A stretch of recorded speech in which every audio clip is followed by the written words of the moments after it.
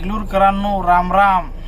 आज आपल्या देगलूरमध्ये तहसील कार्यालयाचे तहसीलदार यांनी केवळ जिथं पैसा मिळतो, जिथं पैशाची उत्पत्ती आहे, तिथं तलाट्यांनी डम्मी माणूस ठेवून त्या ठिकाणी फेरफारसाठी आणि बरेच कामामध्ये पैसा कमवण्याचं एकमेव काम त्या ठिकाणी प्रामाणिकपणे करत आहेत। त्याच पद्धतीने निपाणी सावर गावामध्ये गाव वसल्यापासून ते गाव बसल्यापासून आजपर्यंत आमच्या गावामध्ये कसल्याच प्रकारची स्मशानभूमी उपलब्ध नाही।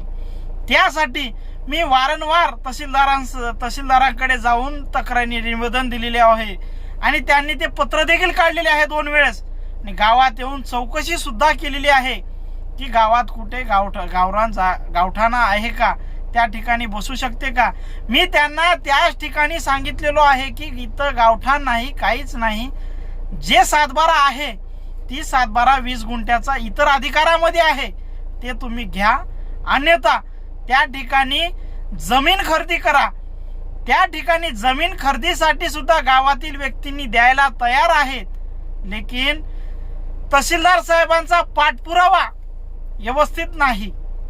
त्यांनी मला घेतलं पाहिजे, बोलवलं पाहिजे, समिती ठरवलं पाहिजे, त्या समितीमध्ये चर्चा केलं पाहिजे।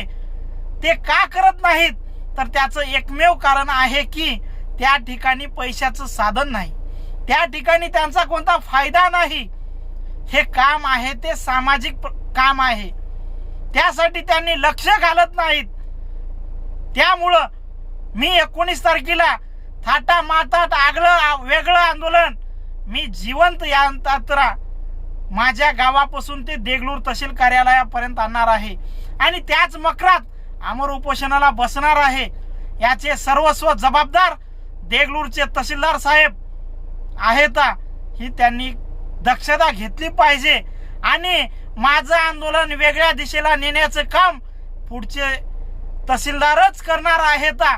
मी कोणतं रास्ता रोको आंदोलन करणार नाही, कोणाला भडकवण्याचा प्रयत्न करणार नाही। मी आंदोलन करणार ते पण प्रामाणिकपणे करणार आहे।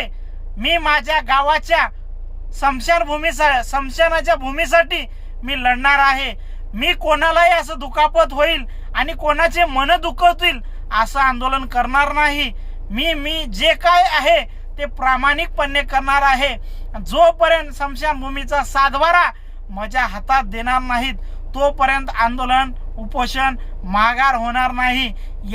हे तहसीलदार लक्षात घ्यावं आणि त्याच पद्धतीने